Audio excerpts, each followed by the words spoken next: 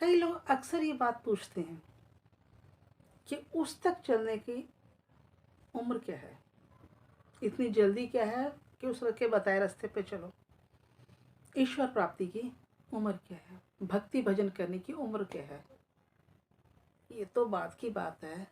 60 साल के बाद सोचेंगे, तब करेंगे।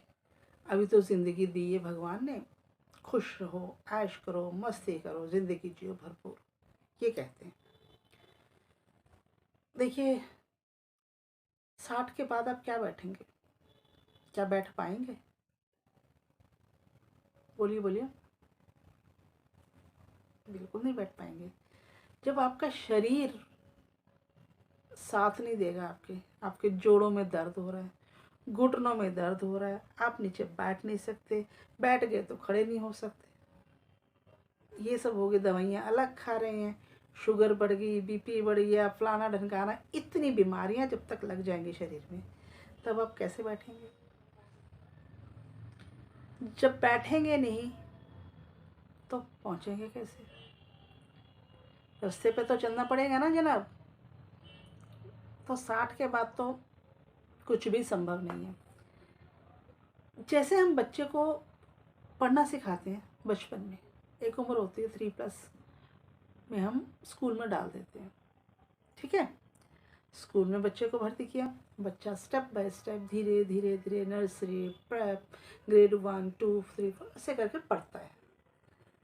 ये थोड़ी हम सोचते हैं बच्चा इतना छोटा है, अभी तक तो हमारे साथ था, हर समय हमारे पास रहता था, हम उसकी केयर करते थे, अब वो स्कूल जाएगा कैसे करेगा? अभी इसकी उम्र नहीं हुई, जब बड़ा हो जाएगा तब भेजेंगे, बिल्कुल नहीं है। हम इंसान उस चीज़ में तो बड़े समझदार होते हैं कि बच्चे को टाइम होते ही, जो गवर्नमेंट ने जो एज फैक्टर दिया होता है, एज लिमिट दी होती है, उस पर पहुँचते पहुँचते बच्चे को स्कूल में डाल देते हैं। तो भाई जो दुनिया का मालिक है, उसके पहुँचने के लिए, उस तक पहुँचने के लिए, उसको पाने के लिए किसका इंतज़ार, किस उम्र का इंतज़ार? क्या बालक ध्रुव जो था, पता है ना ध्रुव की स्टोरी, 5.5 साल में भगवान को पा लिया था उसने। प्रहलाद को देखिए, बचपन से ही लग गए थे। तो ऐसा नहीं है, इसको पाने के लिए या उस तक चलने के लिए कोई स्पेशल एज चाहिए या स्पेशल टाइम चाहिए। मैं तो ये भी कहती हूँ कोई टाइम लिमिट भी नहीं है। जब मन किया आपका, भक्ति करना शुरू कर दीजिए। दिन में आप कुछ भी कर रहे हो, कोई भी बाउंडेशन नहीं है। ऐसा तो भगवान ने कभी नहीं कहा कि जी तुमने अगर ये टाइम निकल गया भोर का, सुबह का टाइम निकल गया तो आप पूरा दिन मेरे से बात नहीं कर सकते, मेरा नाम नहीं ले सकते, मुझे भज नहीं सकते। बिल्कुल ऐसा कहीं नहीं लिखा, कहीं नहीं कहा गया। कहा गया आप उठते बैठते, सोते जागते, कुछ भी काम करते हुए आप सिमरन करते रहिए। सिमरन यानी कि नाम जपते रहिए। अगर आप ये कहते मेरे पास बैठने का टाइम नहीं है, मेरे पास बहुत सारे अपने घर गृहस्थी के झंझट हैं, लाइफ चलाने के लिए काम करना, कोई बात नहीं, ठीक है। भगवान ने ज़िंदगी दी है, वो सब काम भी करने, तो सॉल्यूशन उसका भी बताया। क्या सॉल्यूशन मैं बताती हूँ। जिस हालात में हो, जैसे भी हो, शुरू कर दो वहीं से।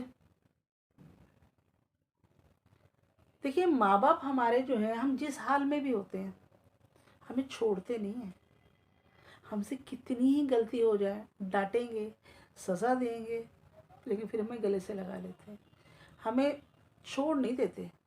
और वो जो हमारे माँ बाप का भी माँ बाप है, हमारे सबसे बड़ा है, सबसे ऊंचा है, क्या वो हमें ऐसे छोड़ देगा? बिल्कुल नहीं। जब भी आप चाहें, जिस उम्र में आप चाहें, उस तक पहुंच सकते हैं।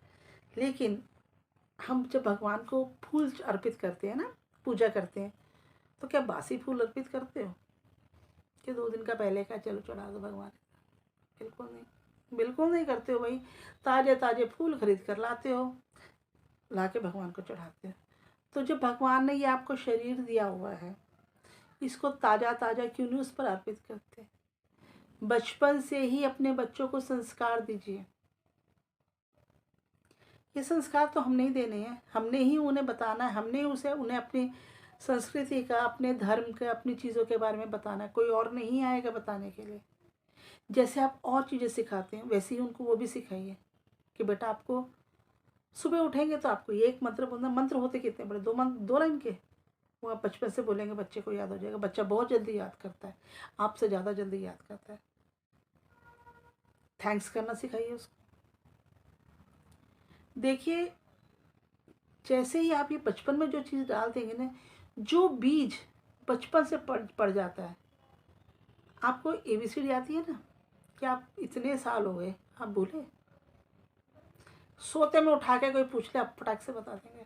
क्यों? क्योंकि वो आपके अंदर बस गई है। जैसे जो लोग गार्डनिंग करते हैं, खेती करते हैं, उनको पता है कि बीजों को कितनी अच्छी ज़मीन बना के डाला जाता है, वो उतने अच्छे से फल देते हैं।